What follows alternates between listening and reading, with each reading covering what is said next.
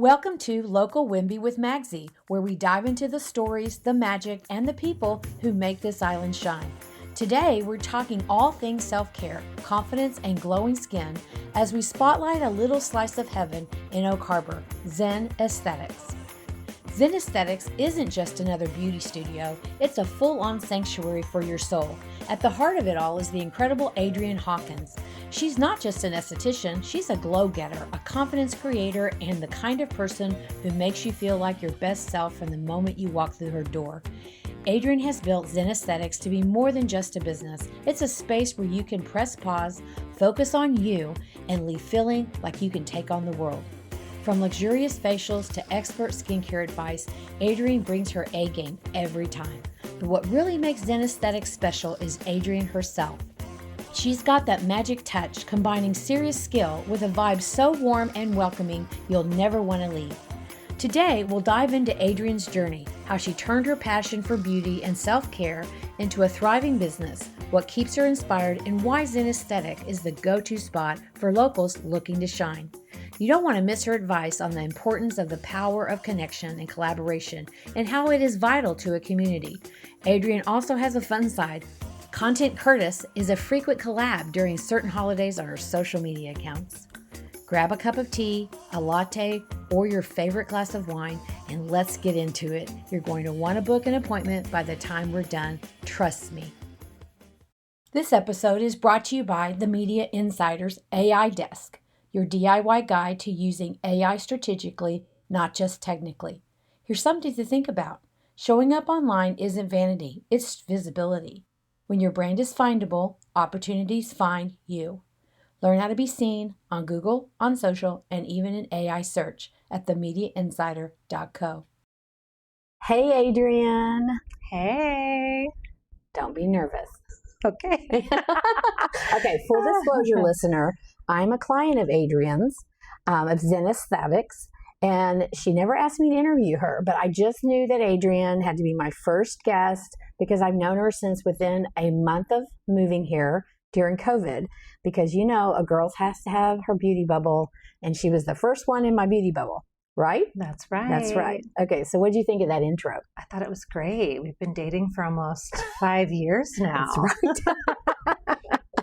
That's right. It kind of feels like that. Okay, so what brought you to the island? My husband is in the U.S. Navy, and we moved here about 10 years ago. Okay. Were you excited about it? Yes. You're from San Diego, right?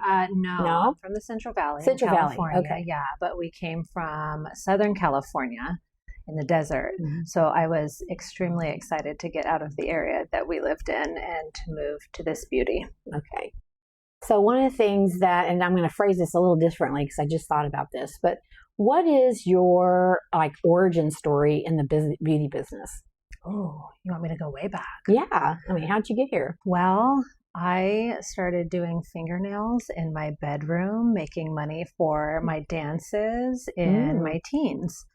My mom wouldn't give me money for that sort of thing. Right. And I said, well, I'll make my own money. Right. And I started doing my own nails, my friends' nails. So entrepreneurship came at a very young age for me. My dad would come home from work and be like, what is that smell? Oh my gosh. Right. Because I'd have my girlfriends in the room doing their fingernails. And then I started charging for them and making my own money. Yeah, that is early entrepreneur. And so then you went into it full time after high school? So right out of high school, I went to nail school, got my certificate license, and I jumped right in and was self-employed from there on. Yeah. Yeah. And so when you were here on the island and you were doing nails and you had to squeeze me in. You really didn't have anybody, but I was like, I'm from Dallas and I'm so used to getting my nails done and they need to be good. And so you squeezed me in. So what began your transition out of the nail industry into aesthetics? So I actually dabbled in it a little bit in California. Oh, okay. First. So when I transferred here, my license wouldn't transfer. So I had to recert for it. I had to do the program all over again. So it's like a little knife in my side still when I think about it, but it's done now and here we are. Right. I always knew that I wanted to transition to aesthetics. I knew my body wasn't going to allow me to keep doing fingernails. And I even dabbled in hair in California, and that was just too much for me. And I've always had a passion to help people feel their best selves, be comfortable in their own skin. So you've always, up to before you opened this business, you worked in, would you rent space in different businesses, but you still worked for yourself? Yeah, correct. Yeah. I was always self-employed. I usually rented a space within a space, but I was always self-employed. Tried a couple things along the way as we moved around, always rebuilt my business. And like I said, I dabbled in a few places where I was an actual employee, and that just was not for me. I couldn't make my own hours. I couldn't have my own vibe. I couldn't do my own, carry the products you wanted to carry. Yeah, exactly. So, and represent them in that way. Never was for me. So you're in year 2 or ending of year 2 in Zen Aesthetics? Going into year 3. Year 3 now. Yeah. Wow. Okay. So let's talk about that, because to me, this is your sweet spot, right? Yeah. So tell the listener how you came up with Zen. Obviously that's a vibe, because you do like it to be very Zen in here, for sure.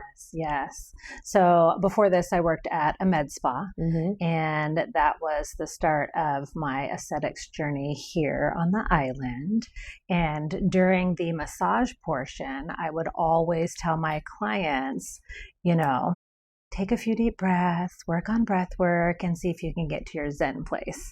And that just kept coming back to me when I was naming this place. And I was like, that's it. I keep going back to that. That's it. It's Zen Aesthetics. Right. Well, one of the things I do like, especially about your social media accounts, is the fact that you do like to educate, but you also like to get rid or speak against misinformation. Yeah. And you were just doing that the other day with sunscreen. Yes. Talk about that a little bit. I really dislike influencers that aren't licensed. I'm not saying that you can't be educated, licensed professionals, and be an influencer, but you've got tons of followers, and they get on there and they can tell you to put a load of mud on your face and you're going to do it. Right. No, I don't like that. I think I've told you this story before, that my esthetician in Dallas, if you wanted to get her dander up, so to speak, is the direct sales companies where they're reps, and there's nothing wrong with direct sales. Yeah. Or calling themselves estheticians. Yeah. Which is something you have to have a license to call yourself that. Yes. Right. Yes. I mean, we in this industry put in the hard work, and it is our job to educate ourselves so we can educate you, so you know the proper use of products, so you're not causing any damage. Right. So, okay. How do you feel that your business reflects or supports the community? I would say by prioritizing local, right? Which helps stimulate the local economy. Right. That's good answer. Yeah. Ding, ding, ding, ding, ding, ding. Woohoo!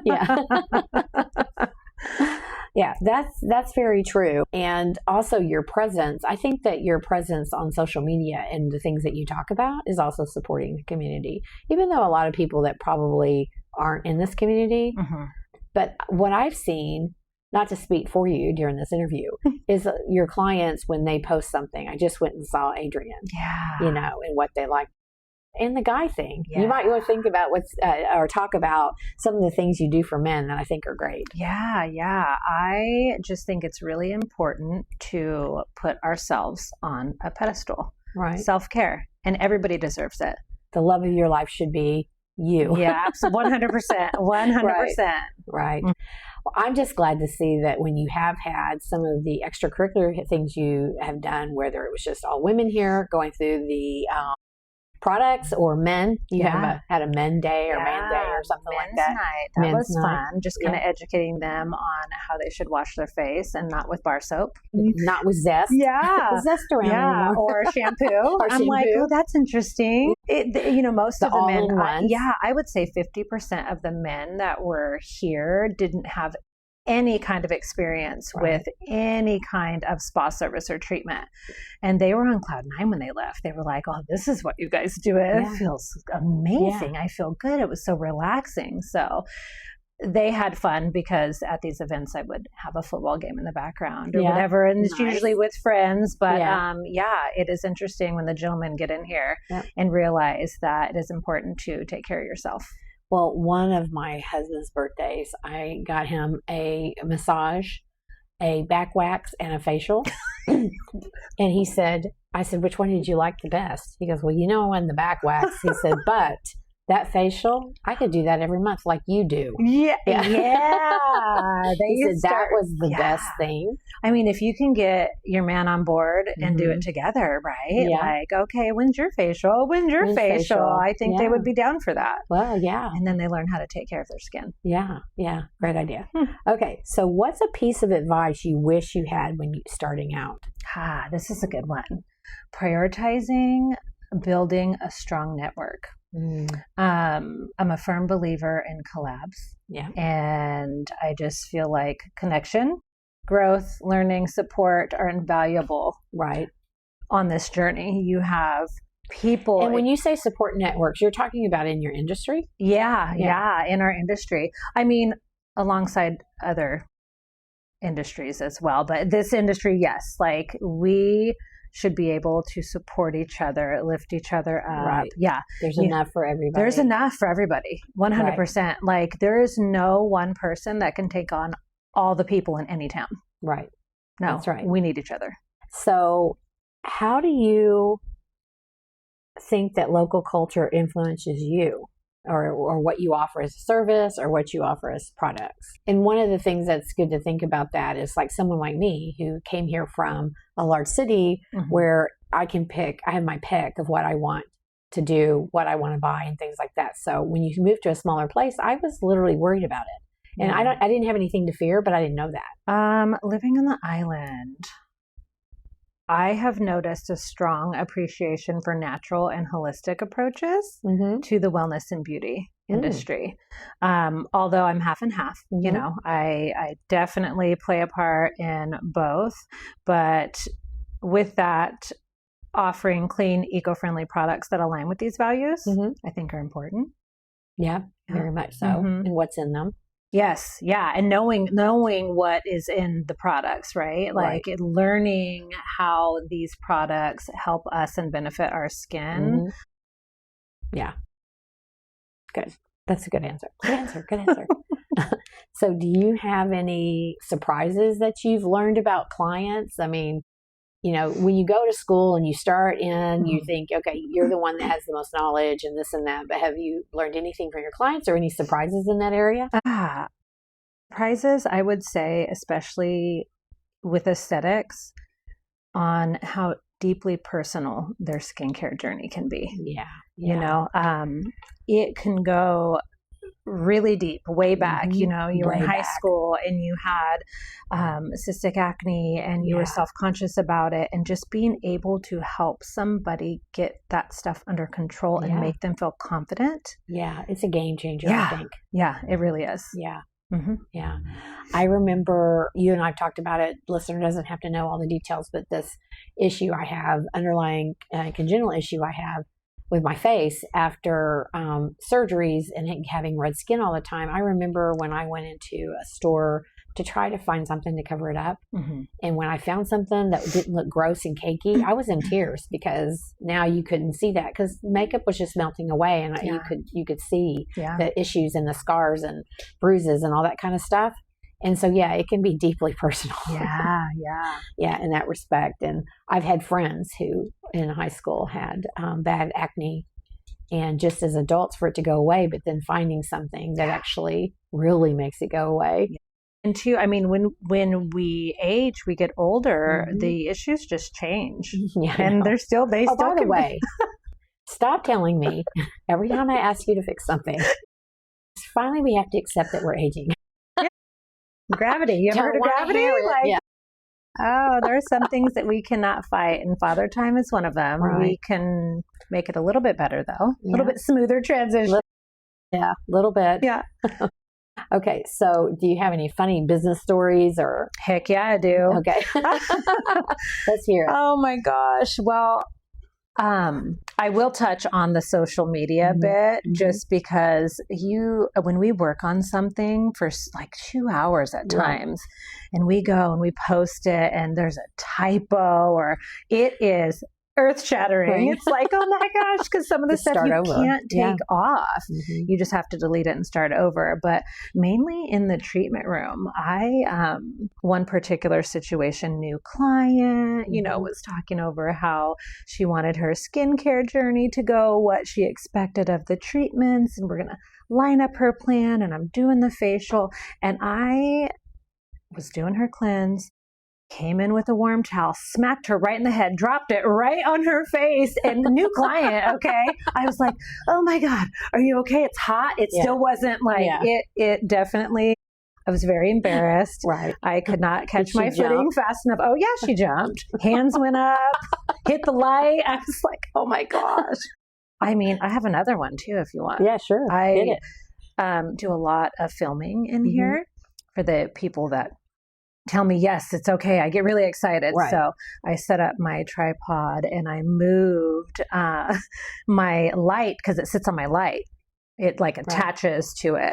And it was a gentleman client. And I mean, I had his face covered in the hydrogel mask, which is a very thick mask. It's very cooling. And I attached the phone to it and we go and move it. And I had an assistant here helping me. And I'll be darned if that light did not like flicker the phone. It fell off and it fell on his face.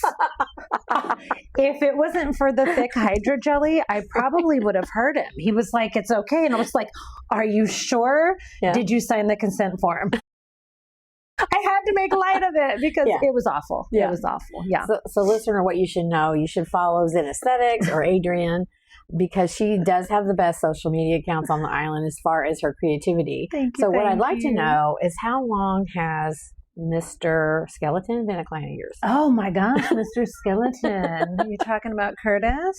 Oh, he has a name. He has a name. His name is Curtis. We like to do fun things in here. I have my daughter helping me a bit with content. Curtis is his name because he helps us with content and everybody loved to see him. And I've actually had people send me messages saying I should find something else for the different months that are coming up, you know, until Content Curtis comes back. So super cute. Super cute. So I appreciate all your hard work on your creative content. That's for sure. Okay. So this might be kind of a shallow, goofy question, but you know, you've seen on social media when a celebrity uses a product or a service and all of a sudden it blows up for that person that they mention. Have you ever thought of a person that you thought, oh, I wish they would mention or be a client of mine? Yeah. Yeah. You know, and it's probably not anybody that you would even think. Okay. Who? Rihanna. Oh, yeah. She's a bad bee. Yeah. Love her vibe, everything about her. If she is on a commercial and she puts something on her lips, I'm like, I want it. Look at her. Like, I want it. And it's just the vibe. It's everything. Yeah. That's a good one. I would definitely. Glad you played on that. On some of the other interviews I'm doing, I've taken that out because it's like, I don't know. I do. It's just a fun question. Yeah. You know, guys at Whidbey Distillery, they knew. Oh, they knew who. Yeah? Ryan Reynolds. Oh, yeah. Okay. Yeah, for sure. Okay. So, who or what, because it could be an instant in life, has been the most significant influence on your life and why? If we're talking about career-wise, definitely my mentors in the past. I mean, I have had good ones. I've had bad ones. I've learned how I wanted to be. I've learned how I didn't want to be. And they've played a huge part in this and Zen and what I wanted it to be for you guys. This sanctuary here. And I'm thankful for that. Yeah. Well, that's always good. I hadn't thought about that, but we can be highly influenced by the people who don't mentor us properly or we see their mistakes. So yeah, that's a very good point.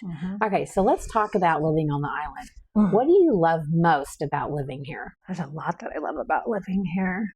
It feels like home. Mm-hmm. You know, we've been here for 10 years now, bought our house 6 years ago, and this is another reason why I opened Zen, because I have been on plenty of trips, and when I'm coming home, it feels like home. Oh, good. Gosh, the natural beauty around us, the coastal views, Right. you know. Well, and you're really big on self-care, and it's not just self-care like facials. It's also, you like to go out to the beach. Yes. This island offers a slower pace. Right. It's a small town. It's a slower life. The hiking, the trails. And I like to go to places that do not have a lot of people. Right. It's fine to go to the Deception Pass where everybody's at. Right. But at the same time, I like to find these little gems that have so very do you feel few comfortable telling us a hidden gem, or you want to keep it secret? Oh, yeah. You know what? One of them, just because it's open, and is Rocky Point. Right. Rocky Point is government property. I'm actually surprised on how many people do not know about it. But it is beautiful. You can sit in your car and you're kind of on a bluff. Beautiful sunsets, if that's when you want to go. You can walk the beach. There are some sandy areas, so it's not as rocky as some of the beaches around here. Right. Yeah. Not having lived on a beach, I didn't realize how hard it was to walk on rocks when the tide goes out. It's rough.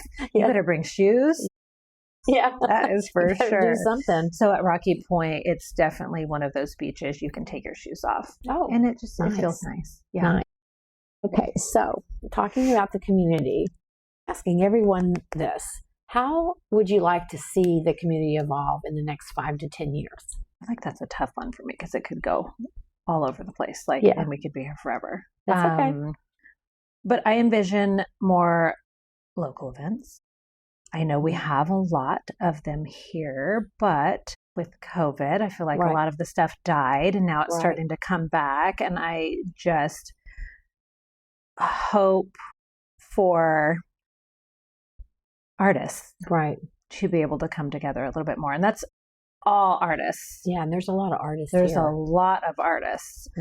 And I'd like to be able to see those mom and pops thrive a little better and it not be as hard for them to run their business. I mean, this is a small town and there's a lot of people that don't want the big companies to come in here with the big stores, but it makes it really, really hard for the mom and pops when, I mean, I could go, I don't want to go all into it, but we could all do a deep dive. Yeah, we could do a deep dive, but it's really, really hard for us to thrive and to be that small, close-knit, vibrant community that I feel like we all kind of want. Yeah, and I would love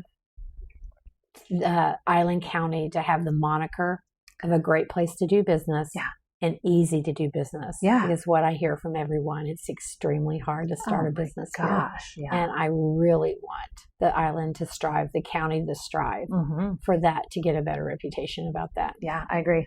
Yeah, I agree. So what's a lesson the community has taught you? I'm going to go back to the power of connection and collaboration. We need each other. Yeah. Good. We need to uplift each other. We need to support each other. And with that, we all thrive. That's right. That's that's a good ending to this interview. And great job. Thank you.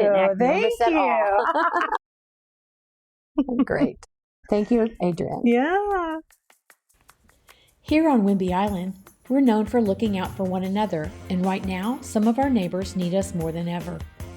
Food insecurity is a growing reality for many in our community, including local families, our seniors, and even military households who call this island home. 3 incredible nonprofits are making a difference every single day. Good Cheer Food Bank and Thrift Stores in South Whidbey, North Whidbey Help House in Oak Harbor, and Whidbey Island Nourishes, who make sure kids and teens never go hungry. These organizations rely on community donations to keep their shelves stocked and their doors open. You can help. by giving what you can or donating the specific food and supplies they need most. Visit goodcheer.org, northwhidbeyhelphouse.org, or whidbeyislandnourishes.org to donate today. Together, we can make sure everyone on Whidbey has a seat at the table.